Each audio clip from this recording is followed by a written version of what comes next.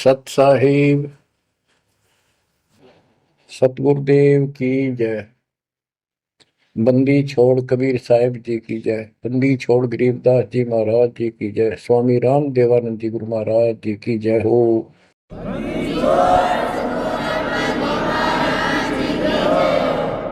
सर्व संतों की जय, सर्व भक्तों की जय, धर्मी पुरुषों की जय। श्री काशी धाम की जय, श्री सुडानी धाम की जय, श्री क्रोथा धाम की जय, श्री बरवाड़ा धाम की जय। सत साहिब गरीब नमो नमो सत पुरुष को, नमस्कार गुरु की नहीं। सुर नर मुनिजन साधुआ, संतों सर्वस दीन।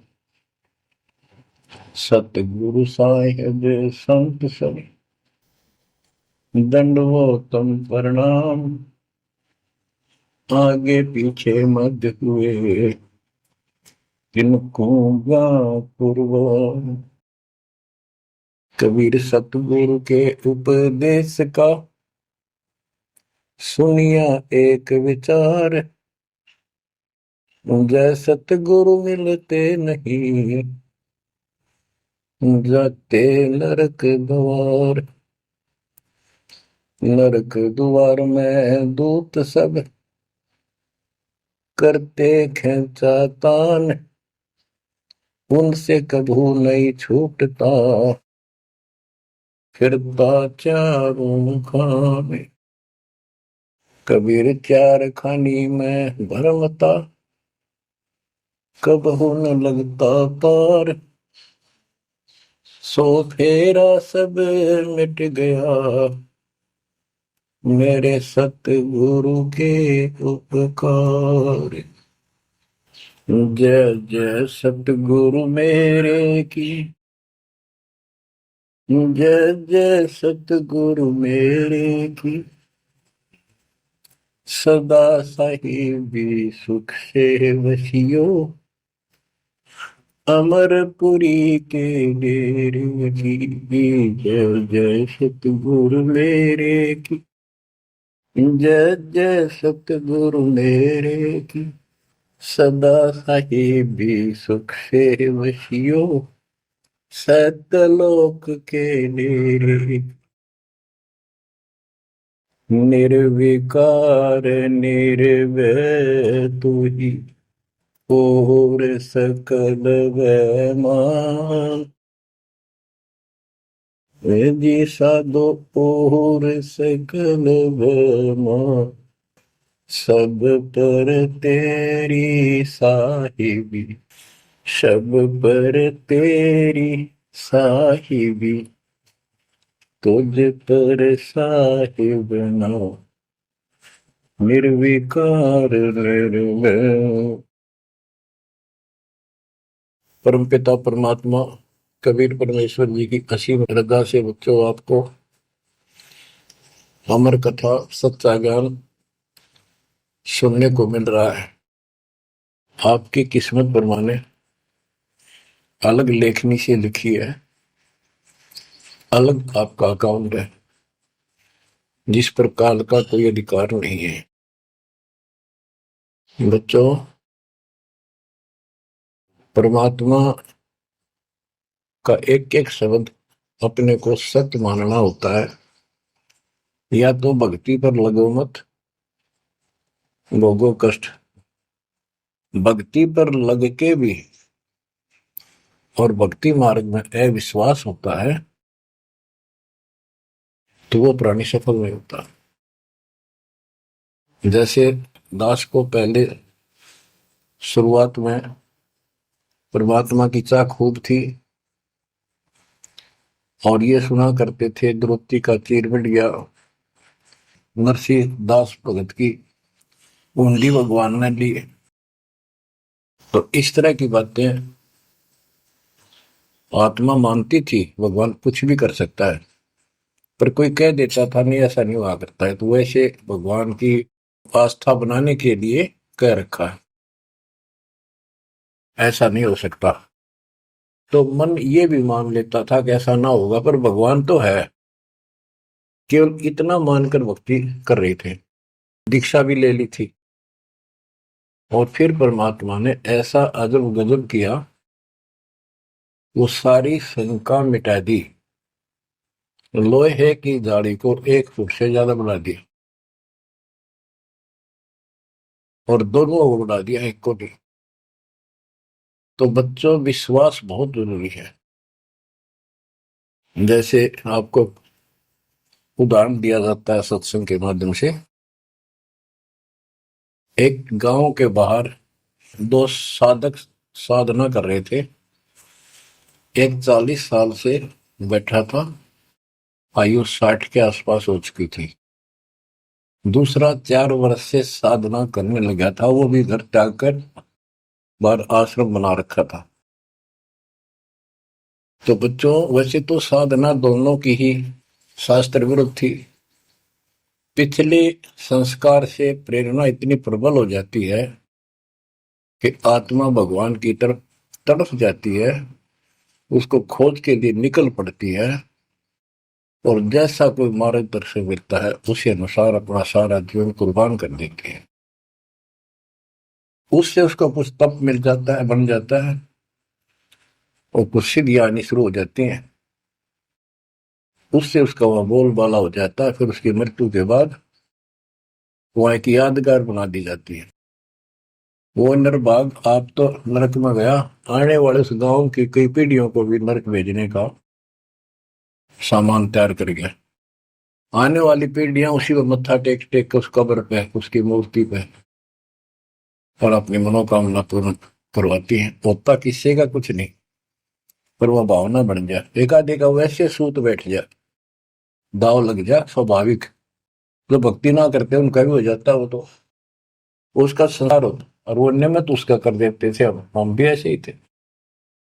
अब बताना चाहता दास, फिर भी विश्वास बहुत काम करता है। भगवान उसके नंबर देता है अलग से, तो उसकी भक्ति में आस्था अगले जन्म में भी बनी रहती है इस तरह की क्रियाओं से। जो आस्तिक और नास्तिक दोनों क्रिया करता है, वो घर का रहता ना घाट का। एक देवदूत आया करता था ऊपर से, विष्णु जी के लोक से, और वो आकर के उन दोनों भक्तों से काफी देर तक चर्चा परमात्मा की करता था। प्रश्न करते रहते थे, भगवान ठीक है, वहां की व्यवस्था कैसी है। तो वो दोनों देवदूत दोनों भक्तों के पास घंटों बैठ कर जाया करता था।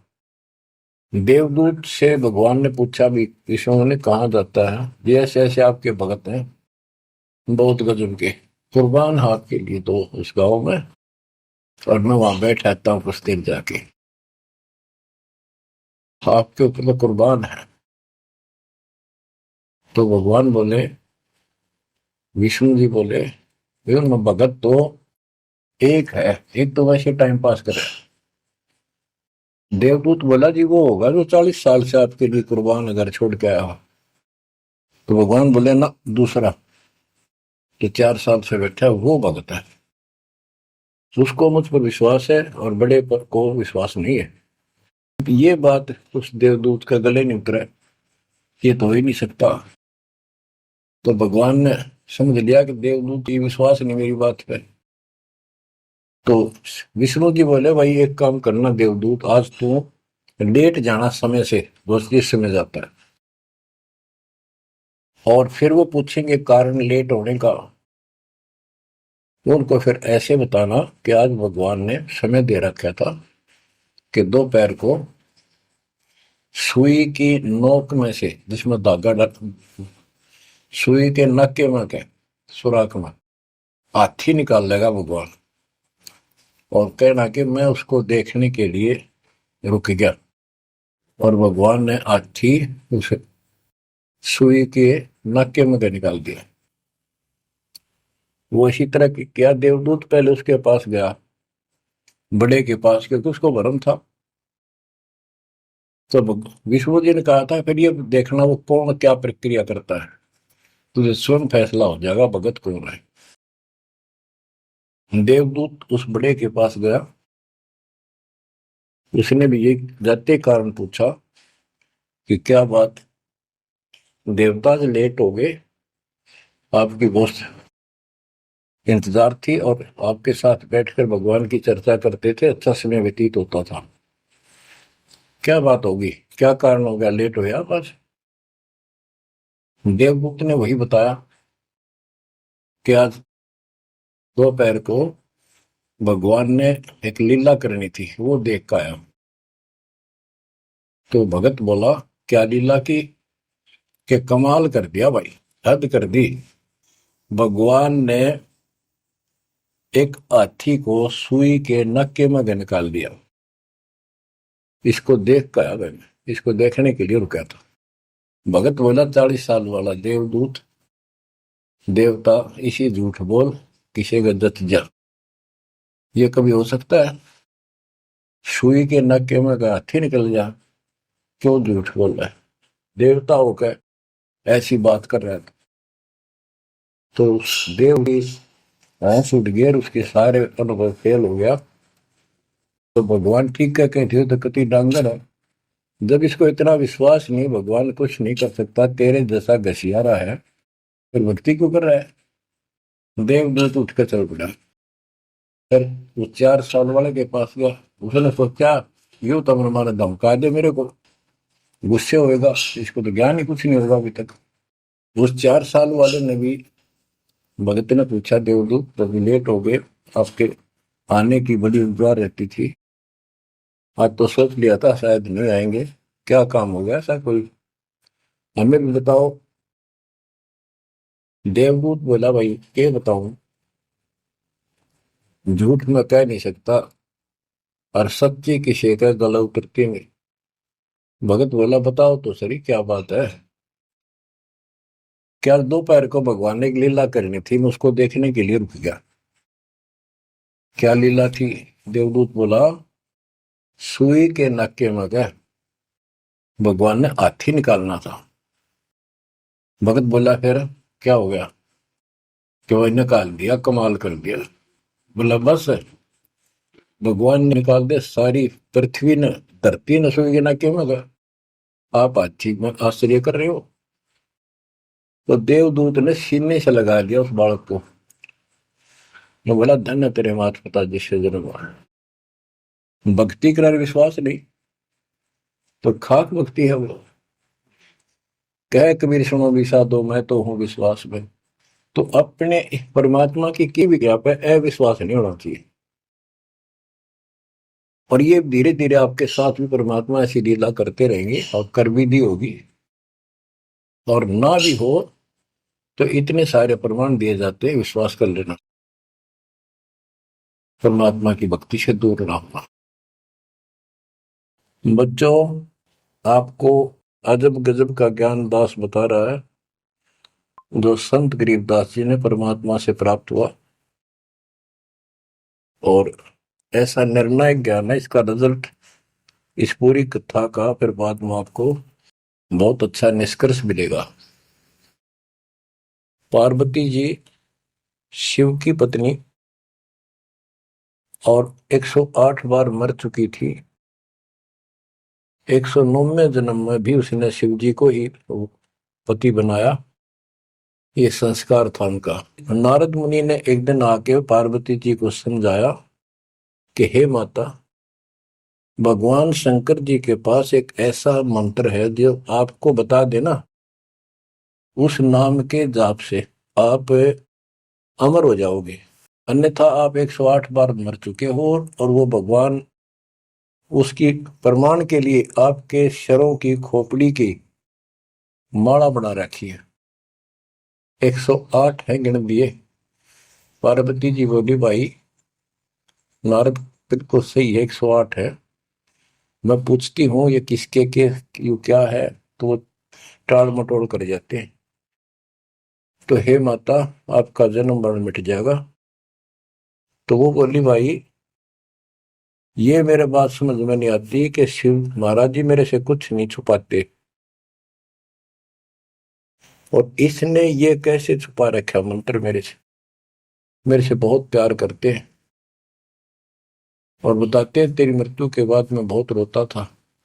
तो नारद जी ने कहा, माता अभी तक आप उनको पति मानती हो, जिस दिन परमात्मा रूप देखोगी और उनको एक गुरु रूप में नम्र भाव से प्रश्न करोगी, कति अति नम्र होकर, तब ये गुप्त मंत्र आपको बताएगा। ये मंत्र शिव जी ने किसी को नहीं दिया आज तक, क्योंकि ऐसा किसी का लक है नहीं, ऐसा भाव किसी का है नहीं।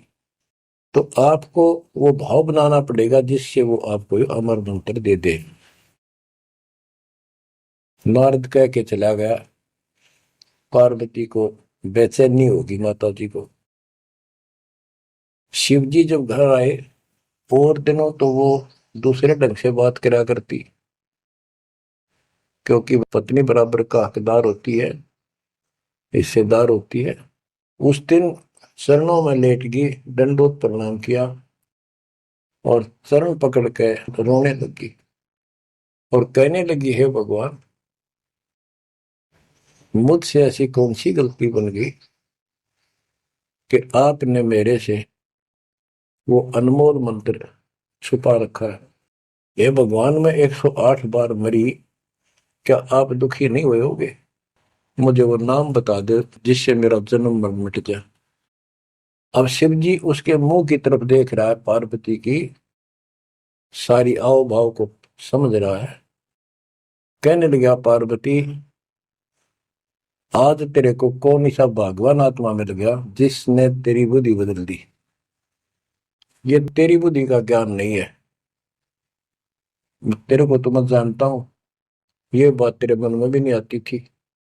मैंने कोशिश भी की, भक्ति किया करो, आप कह देती थी आप भगवान हो, मुझे क्या जरूरत है, मैं भगवान के साथ हूं, मैं उनकी अर्धांगिनी हूं। तब पार्वती जी ने बताया कि नारद जी आए थे, उन्होंने मुझे ये सब बताया। तो भगवान शंकर बोले, पार्वती सुन ले, जितनी बार तू मरी मेरा पागल जैसा हाल हो जाया करता था। एक बार तो राजा दक्ष के यज्ञ में जलकर मरी, तेरे अस्थि पिंजर को उठाए मैं 10,000 वर्ष तक घूमता रहा था, तो आप कंधे पर रख के और पार्वती पार्वती करता हूं। तो एक सुदर्शन चक्कर आया, उसने काट के तेरे टुकड़े कर दिए शरीर के। जब मैं ठगा सा रह गया, मेरे हाथ कुछ नहीं बचा, फिर तेरा जन्म हो गया, शादी फिर होगी, वह भूल पड़ी। ये मंत्र ऐसा अजब गजब है, ये आम व्यक्ति को नहीं बता जा सकता। भगवान शंकर जी ने कहा कि अब तेरी आत्मा सच्चे दिल से डिमांड कर रही है, अब मैं तुझे यू नाम दूंगा।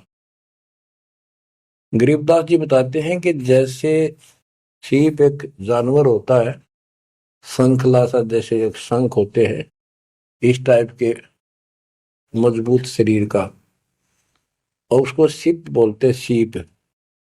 वह सीप जो है गर्मी हो जाती है जब उसको अंदर पानी की डिमांड होती है, मोती बनाने के लिए उसमें प्रेरणा होती है, जैसे पशु में गर्भ धारने की होती है।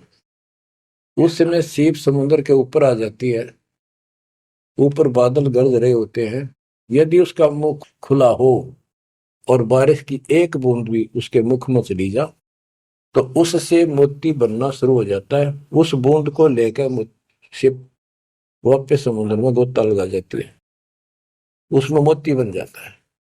और यदि सीप का वो मुंह बंद हो तो सारा सामान बरस जाए उसके ऊपर, मोती नहीं बना। तो पार्वती को समझाया कि अब तेरी सीप का आत्मा का मुंह खुल चुका है, अब मैं यू नाम दूंगा, असर करेगा। और पहले तेरी सीप आत्मा का मुंह बंद था, इसलिए ये उन्मोद मंत्र ऐसे व्यर्थ नहीं कर सकता था। फिर कहा कि चलो, सुबह सुबह एकांत स्थान पर पहुंच गए। वहां एक सूखा वृक्ष था, पत्ते भी नहीं थे, उसके नीचे बैठ गए और बच्चों वहां पर दोनों हाथों की ताली बजाई तो आसपास के पक्षी उड़कर भाज गए, इतना शोर हुआ और जो अंडे थे वो बच्चे बढ़ के उड़ गए। उसी वृक्ष की खोगड़ में एक खोखले स्थान पर तोते के अंडे थे।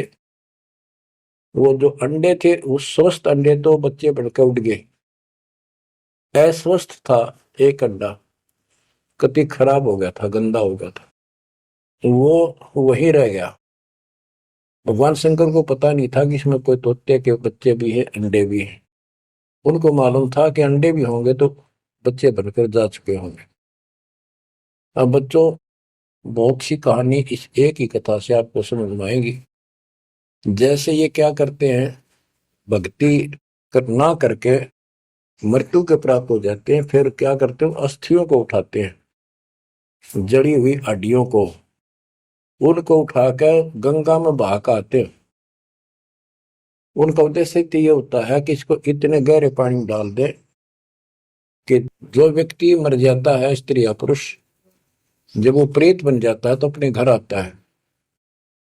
घर में वो अपने बॉडी को खोजता है, फिर वो जाता है शमशान घाट पे।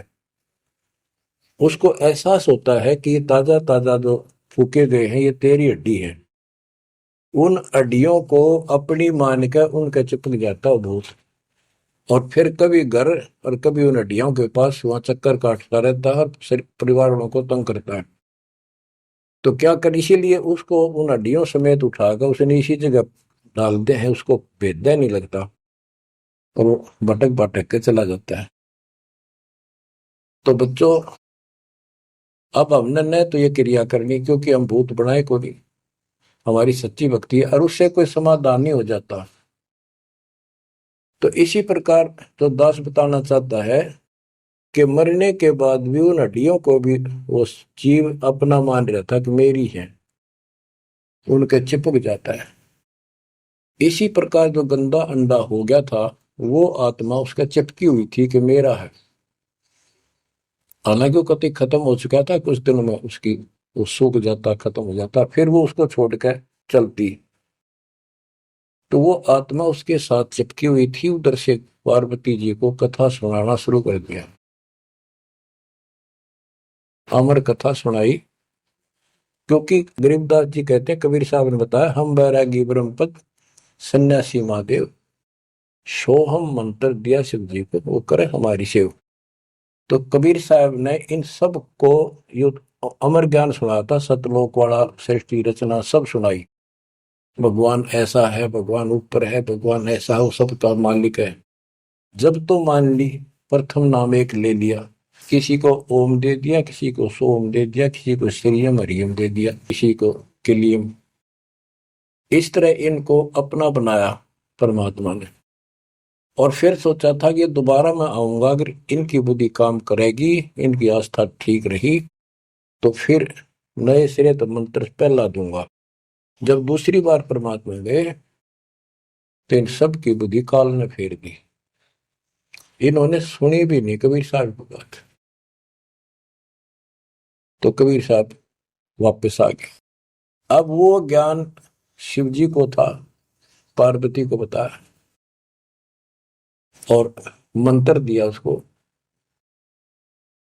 और बच्चों, 5 नाम शिव जी को बताए थे, लेकिन शिव जी विशेषकर एक सोहम मंत्र ही जाप करता है। ये चक्कर ये है कि जो गुरु बताते हैं हम उस पर ना रुक करके फिर मनमुखी जरूर करते हैं कोई कोई। और परमात्मा जी ने, कबीर साहब ने शिव जी को सब कमलों का भेद बताया था। ये योगी था, इससे तो एक कमल भी नहीं सुलझा था, एक भी, और अभी तक नहीं सुलझा है, लेकिन ज्ञान सारा बता दिया था।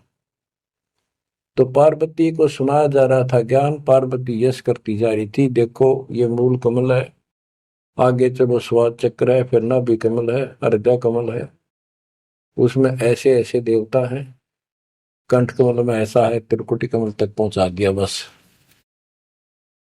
पार्वती जी ध्यान मग्न होगी, उसको नींद आ गई, बोलना बंद कर दिया। उधर से वो पक्षी इस कथा को सुनने से वो अंडा स्वस्थ हो गया तोते का, और ओंकार्य बुलंद आ गया। शिवजी ने देखा, आवाज और तरह की आई, पार्वती तो सो रही है, लटके ले रही है बैठी बैठी। आवाज कहाँ से आई? उसने देखा एक पक्षी उस वृक्ष की खोगड़ में, उथोथे स्थान में नजर पड़ा। पक्षी उड़कर भाग लिया। शिवजी उसके पीछे चल पड़े कि इसने मेरा ज्ञान चुरा लिया। आकाश में उड़ गया, उड़ के पीछे हो लिया। ये तोते वाला जीव परमात्मा की अमर कथा सुनता है, उसमें भी शक्ति सिद्धि आ गई थी। और ये ज्ञान जो है पूरे पहुंचे हुए संत से सिद्धि युक्त और अधिकारी से सुनने से ज्यादा असर करता है। भगवान शिव तीन लोक के प्रधान है, इनमें आध्यात्मिक शक्ति है। वो साथ मिलकर उसकी आध्यात्मिक शक्ति के साथ वो वाणी परमात्मा अमर कथा उसके भी बॉडी में गई, उसमें सिद्धि आ गई। मोक्ष तो बहुत दूर की बातें हैं, ये तो लंबा चैप्टर है, लंबी कहानी है, लेकिन सब थोड़ा थोड़ा हिंट आपको देना पड़ता है, कहीं कभी कोई मिसगाइड ना करते। सिद्धियों कहते हैं अष्ट सिद्धि, नौ निधि के भरे पड़े हैं शिव जी, और इनके वचन से भी सिद्धि आ जाती है, किसी को ये कह दे तो। लेकिन इन सिद्धियां ने के चाटा ही मोक्ष तो ना हुआ है।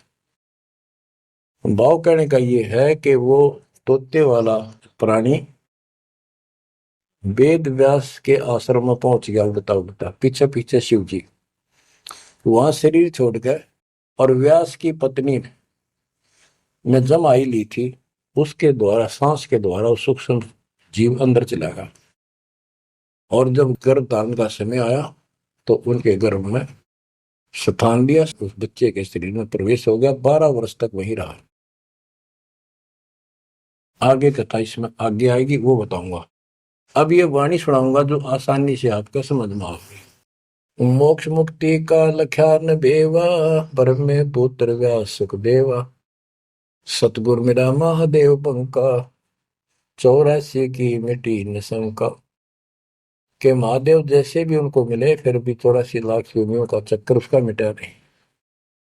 78 जन्म गौरी भरमाई, शिव को रुनमाला गले लाई।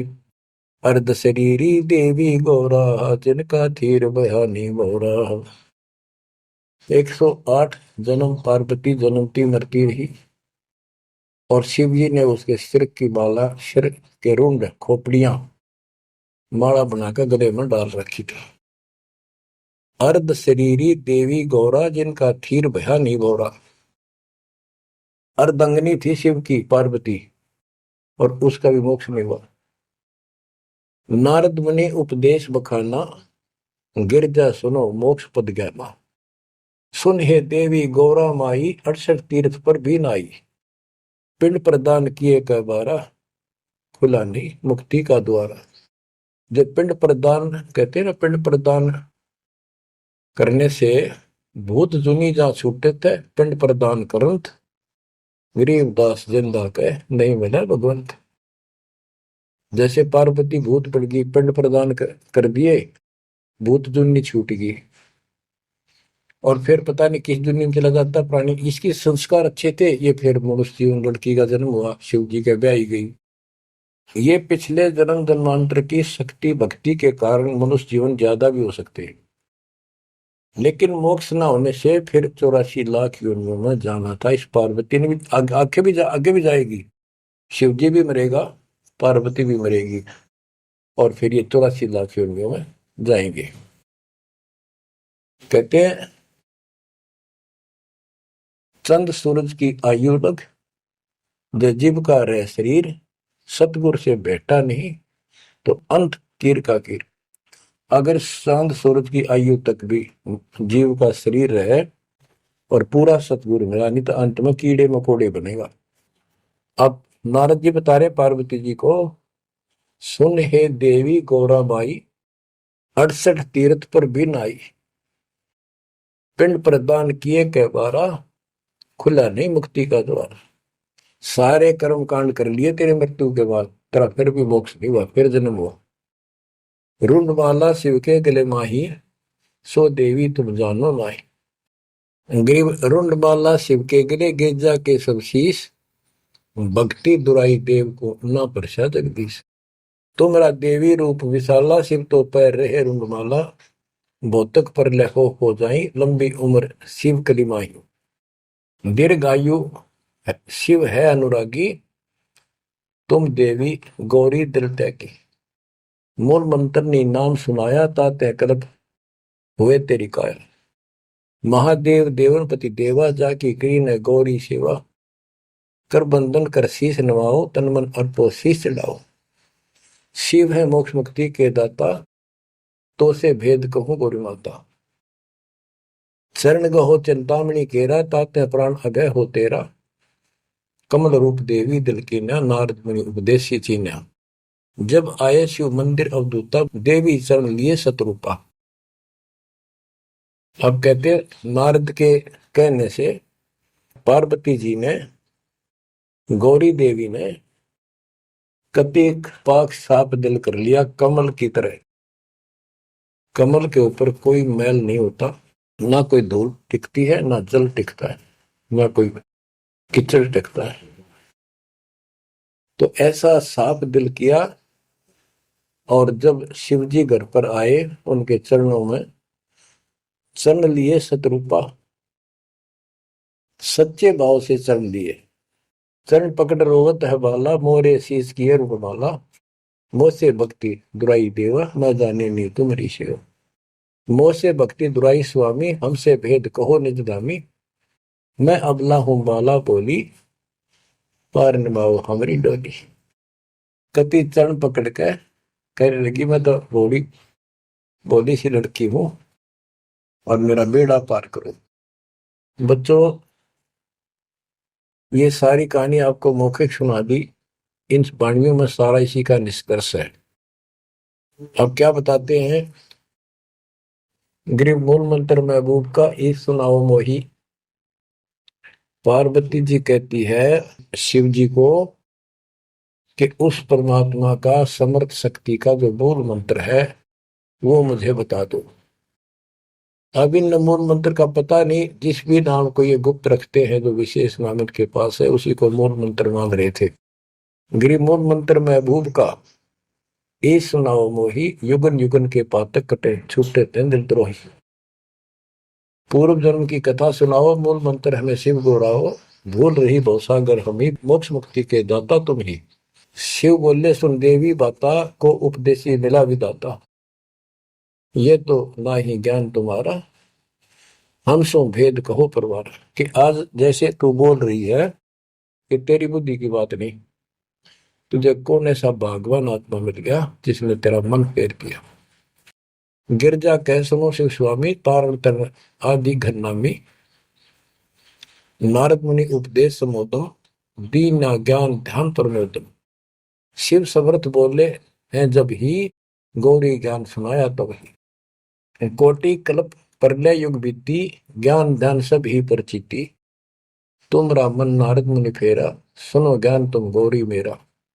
बनखंड चलो गौरी दीवानी, पंछी सुने न हमारी बानी। ऐसे स्थान पर चलो पक्षी भी कोई हमारी बात ना सुन सके। जब शिवकर से लाई तारी, उड़ गए पंछी नर और नारी। जहां एक सूखा तरवर ताक्या, वहां पर एक सूखा वृक्ष देखा। शिव को आसन तहां वहां रखा, उसके नीचे अपना आसन लगा दिया, पार्वती को साथ बैठा दिया। जहां एक गंदा अंडा तिस्माही, तिस जाने तय समर्थ साई। योग असंख्य कल्प बरमाया, पूर्व जन्म कोई पिछला आया। अब तुम सुनो गौरी मेरा ज्ञाना, आसन मुख पर कोटिसाना। आसन पदम लगाओ गौरा, मेर दंड सुधा कर भोगा। गरीब आसन पदम लगाए कर, भंवर चुड़ाओ सुन। अनहद नादू बाजही, जहां लगाओ तुम। और क्या बताते हैं कि उस वृक्ष की खोगड़ में गंदा अंडा पड़ा था, और उस गंदे अंडे वाले जीव के असंख्य जन्म 84 लाख योनियों में हो चुके थे। यहां से उसके भाग जागे, और तो पक्षी बन के उड़ गए, वो पक्षी बन नहीं पाया। बाद में उड़ा जब उसने सारी कथा उसके ऊपर असर कर गई। जैसे बच्चों बहुत बार बताते हैं, दास आपको बताता है कि ये अमर कथा जो गरीबदास जी की वाणी है या शिव जी वाली अमर कथा से कई हजार लाख गुना ज्यादा शक्तिशाली है, ज्यादा प्रभावी है। अब ये कथा सुनाने का मुझे कोई उद्देश्य नहीं, इसमें से ऐसा निष्कर्ष निकालूंगा आप हैरान रह जाओगे। जैसे एक सर्प कांटे का इलाज करता है, अब तो दवाइयां चल गई, पहले गार्डू होते थे, मंत्र बोलकर जहर तार देते थे। जिसको सर्प ने काट लिया वो अचेत हो जाता था, कति बेहोश जैसे मर गया हो, सांस सांस आते थे। और गार्डू क्या करता है, एक मंत्र 5-4 पंक्तियां होती हैं, उसको सिद्ध करता अपने जीवन में 5-4-7-10 साल लगा के, वो वाणी सिद्ध हो जाती है। फिर तो उसको बोलता रहता उसके ऊपर साथ बैठ के उस सर्प जैसे व्यक्ति पर। उस समय वो सर्प जैसा व्यक्ति अचेत होता है, ना वाणी सुन रहा है ना उसको समझ रहा है इसका अर्थ क्या है। तो कुछ समय के बाद वो उस वाणी के प्रभाव से उस शरीर का विष खत्म हो जाता है और वो व्यक्ति जीवित हो जाता, सचेत हो जाता है। इसी प्रकार बच्चों, परमात्मा की अमर कथा जितना जिस जो सक्षम है उसके मुख से जिस सुनी जाती है तो उस सत्र का उसको लाभ अवश्य मिलता है। तो ये गंदा अंडा था, इसके साथ जीव चिपका हुआ था। ये गंदा अंडा ना सुन सका था, ना बोल सका था, ना वो कह क्या रहा है शिव जी वो समझ सका था। और उस वाणी के बोलने से वो अंडा भी स्वस्थ हो गया, उसमें बच्चा भी बन गया, उसका पांख भी जाम आई और वो उड़कर भाग भी गया। इसी प्रकार जो आज मानव के ऊपर रहम हुआ है, गरीबदास महाराज जी की अमरवाणी इससे भी ज्यादा स्ट्रॉन्ग है। और ये अब दास के बुक से चला करेंगी अखंड पाठों में, आसपास के पक्षियों पर भी असर करेगी। आसपास के पशु पक्षी जीव जंतु पेड़ पौधों सब के ऊपर ऐसे असर करेगी जैसे इस पर किया था। और ये सब धीरे धीरे यहाँ से शरीर छोड़ते जाएंगे और मनुष्य जीवन पाते जाएंगे। ये सीधे फिर आके मालिक के चरणों में आएंगे। बच्चों भक्ति जरूर करेंगे, भक्ति करेंगे तो मालिक कहीं ना कहीं उनको मिलेगा। अब मैं सुखदेव ऋषि की बुक सुनाता हूं, पार्वती का तो दिया। अब एक बात विचार करो कि जहां पार्वती जी को मंत्र मिला, अमर मंत्र मिला, वो नाम मिला भक्ति करने का, यानी वो शिक्षा भई, तो वो स्थान पार्वती के लिए तो अमरनाथ हो सका है। ये जो वहां आजकल जावे है मत्था टेकन देखन दर्शन कर, उनके लिए अमरनाथ नहीं है वो। अब जैसे आपने जिस भी आश्रम नाम दान केंद्र पे या कहीं भी दास से दीक्षा ली है, आपका वो स्थान अमरनाथ है। लेकिन उस स्थान से कुछ नहीं लेना देना, मोक्ष नाम से होगा। तो बच्चों उस स्थान से मोक्ष नहीं है, वो स्थान तो आपको जिंदगी भर याद रहेगा, मुझे वहां दीक्षा मिली थी, बस इतनी बात है। और ये अमर ज्ञान मुझे प्राप्त हुआ था। लेकिन मुक्ति नाम से होगी। और जो बोले आत्मा इतने ऊंचे पहाड़ों पर जाते हैं दर्शन करके आवांगे। अब विचार करो, जैसे दास ने बहुत बार समझाया आपको, ये तीर्थ क्या होते हैं, ये धाम क्या है। जैसे पार्वती को वहां नाम लिया, नाम लेकर अपने घर ना आएगी, अब भक्ति करिए, वहां क्या रखा है। अब जैसे तीर्थ है, वहां किसी ऋषि ने भगत ने कोई तालाब का सहारा तकिया, क्योंकि पहले पानी नहाने धोने का पीने का तालाब ही होते थे, कुएं भी बहुत गहरे होते थे, एक आदमी नहीं खोद सकता। तो वहां बैठ कर अपनी भक्ति करता था, जैसे भी उसे न डले डोए। क्योंकि सत साधना तो आपको ही मिली है, पूरे विश्व को चार चार युग के बाद मिलेगी। तो वो जैसे भी तप किया, कुछ किया उसने, जैसा भक्ति की, उस आधार से वो उस लोक में चला गया। और अब वहां कुछ नहीं। अब जैसे हम किसी का एक हमाम दस्ता ले आते थे और उसमें सामग्री कूटते हवन की और वापस देते थे मांझ धो के। हमाम दस्ता होता है लोहे का उखड़ सा, एक डेढ़ एक फुट का उसका मुसड़ सा होता है लोहे का ही, उससे वो कूटते हैं जैसे चटनी कुट्टे आ रहे कुंडी में। तो हमाम दस्ते में थोड़ी बहुत स्मेल थी और 5-4 दिन में वह भी खत्म होगी। जिसका मांग के लाए तो उसको दे आए तो उन घर वालों ने महसूस हुआ कि इसमें कुछ स्मेल आवा है, तो कोई सामग्री कूट रखी है। और कुछ दिन के बाद वो स्मेल भी खत्म होगी और वो सामग्री सारी कति साफ करके अपने घर रख ली। अब उस स्मेल को सूंघ बार बार को हो कमाल हो गया, बड़ी स्मेल आई, फिर वह खत्म होगी, चलो स्मेल लेके आते हैं। उस स्मेल से कुछ नहीं होने का, उस सामग्री से गूगल खेओ वह बनानी पड़ेगी। इसी प्रकार मोक्ष प्राप्ति के लिए यह साधना करनी पड़ेगी। तो वहां जाने से कोई लाभ नहीं जहां पर कभी कोई ऋषि ने कोई साधना की थी, वो तीर्थ बने हुए। तत्काल ने परमात्मा से कहा था, जो मालिक आए थे जोगजीत रूप में, अपने बच्चे ज्ञानी के रूप में, जोगजीत रूप में, सहजदास रूप में, कई रूप में आते रहते हैं। तब काल ने सारी वचनबद्ध करा के मालिक को और फिर अपनी वह दुष्टता दिखाई थी।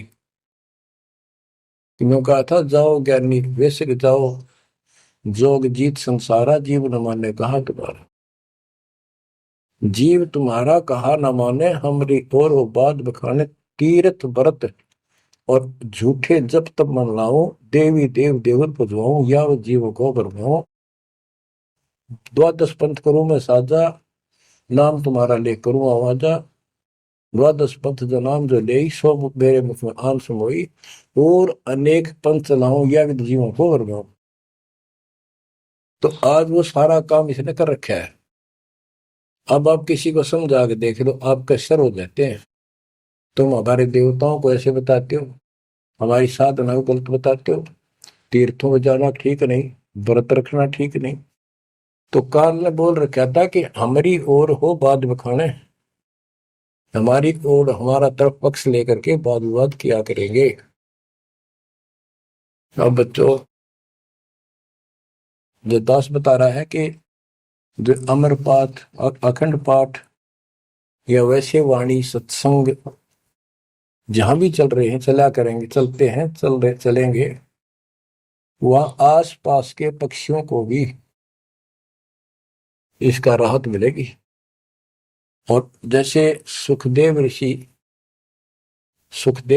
व्यास जी की पत्नी के पेट में समा गया, गर्भ में, उसके बाद 12 वर्ष तक गर्भ में रहा। वहां उसको याद रहा कि पिछले जन्म तो असंख्य खो दिए, भक्ति नहीं बड़ी, अब के मानव शरीर प्राप्त हुआ और बाहर जाते भूल पड़ जाती है तो जुल्म हो जाता है।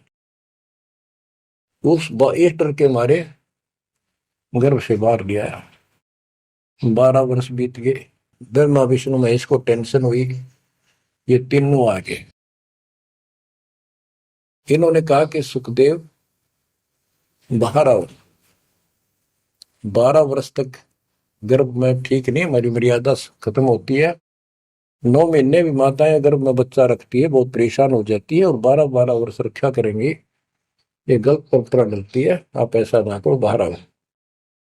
तो सुखदेव ऋषि ने कहा कि हे परवरदिगारो, हे भगवानो, अब मुझे ज्ञान हो गया, बाहर आती आपकी माया, यह त्रिगुणमयी माया हमें अचेत कर देती है, सब बुला देती है, इस माया में रोक दो, फिर मैं बाहर आऊं।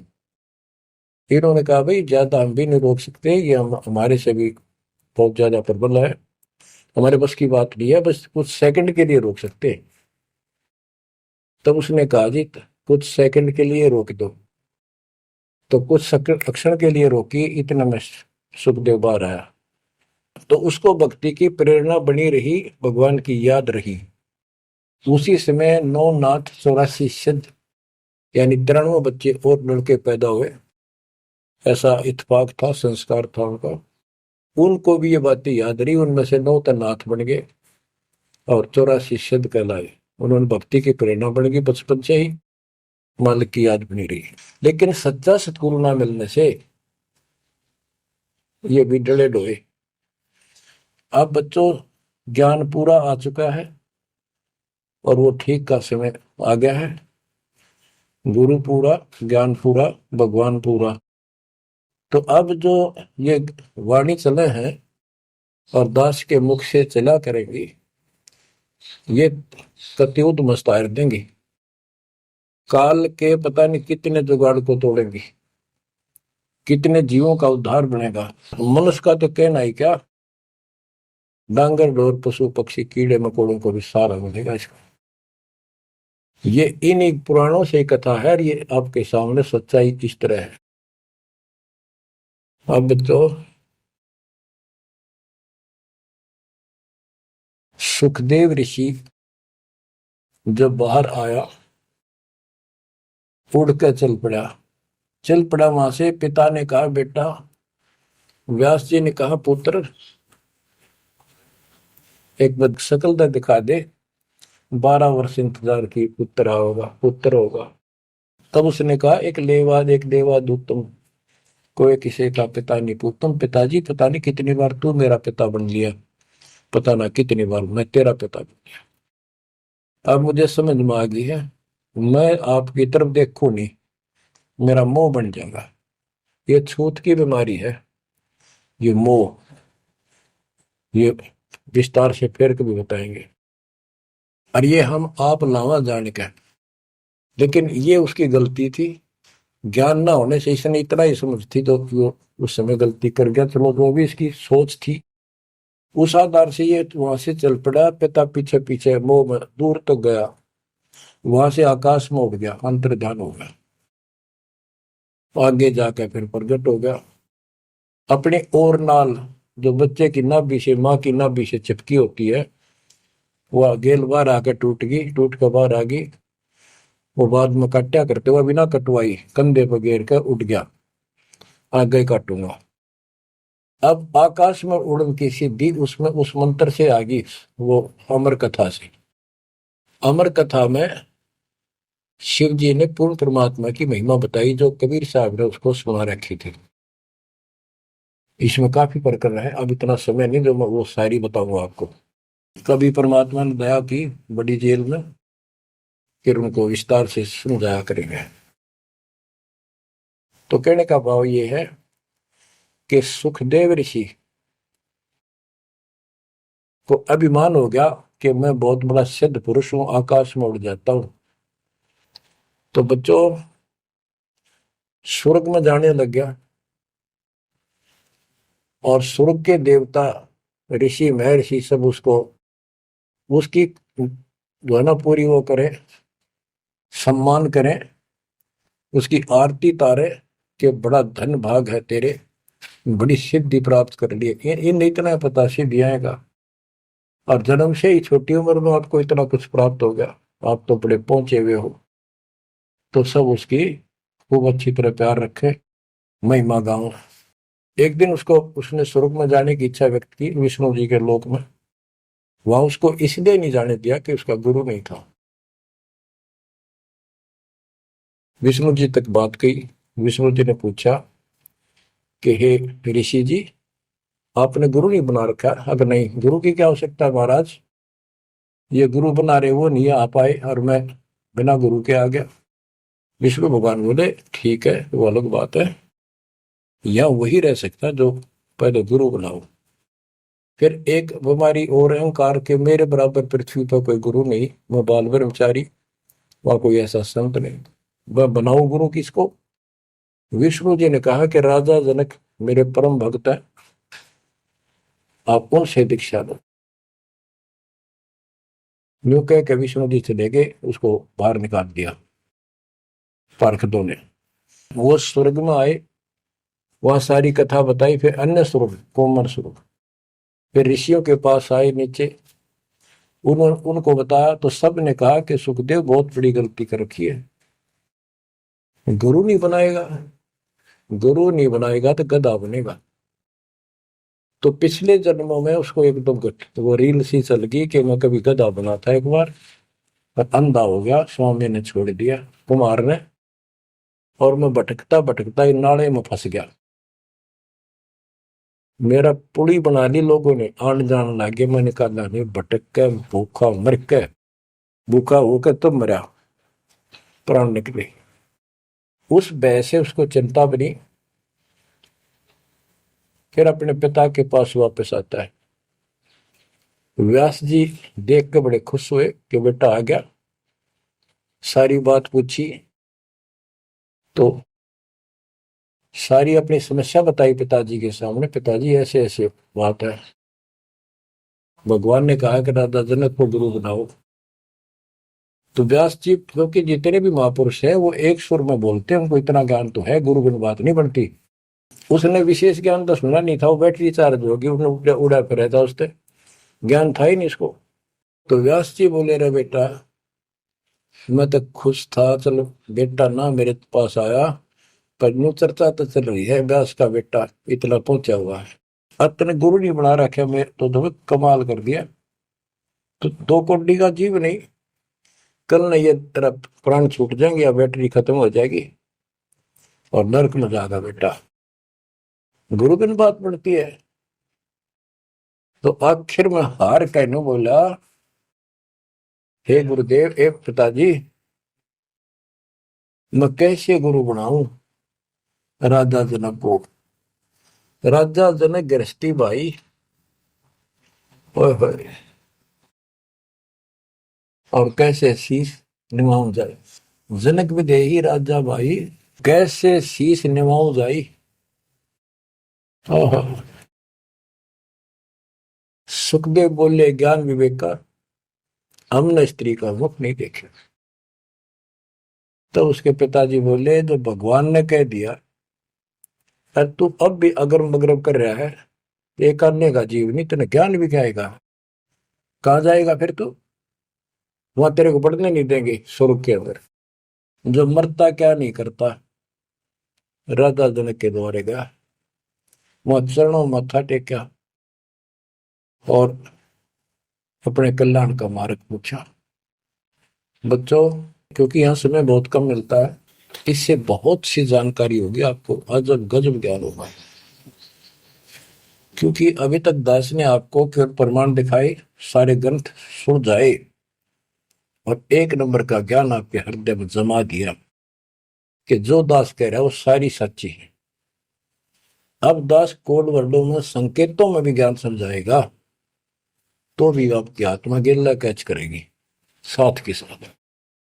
गरीब गोता मारू स्वर्ग में, जा बैठो पाताल, गरीब दास ढूंढता करो अपने हीरे मोती लाल। आप वो हीरे मोती लाल हो बच्चों, आप सामान्य आत्मा नहीं हो।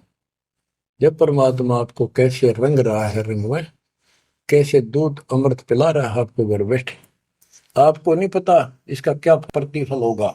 बच्चे को माता पिता दूध पिलाते हैं, बढ़िया भोजन खिलाते हैं, उनको पता है कि इसको कितना इसका लाभ मिलेगा, बच्चे को ज्ञान नहीं होता। वो धक्के तो पिलावे, खेलने लग रहा हो, माँ लाओगी बुला के, आजा भाई आजा बेटी, दूध पियावेगी, बस दूध पीता पीता भी इन्होंने सोचा है, बच्चा अब छोड़ दे, जल्दी ही डांक ठोकूं, बाहर खेल का हूं।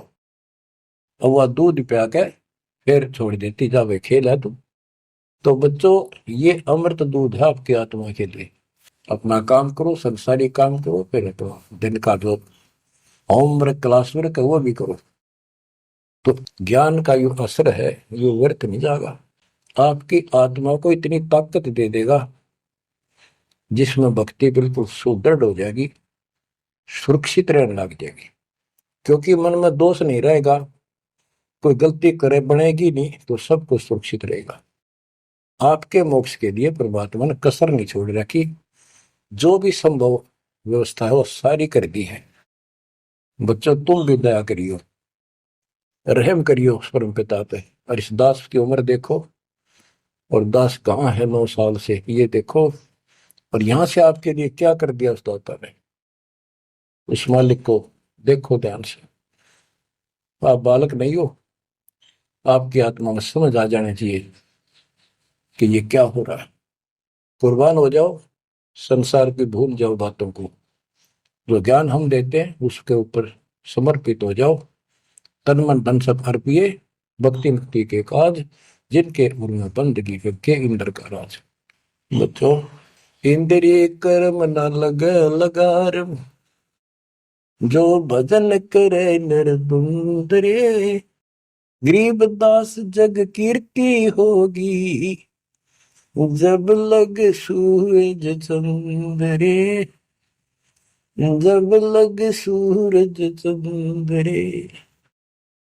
बच्चों, आने वाली पीढ़ियां आपको भी याद करा करेंगी, जब तक चांद सूरज रहेंगे आपका नाम रहेगा कि हमारे कौन माता पिता, कौन दादा परदादा दादी इसे अमृत ज्ञान को हमारे कुल में लाए थे।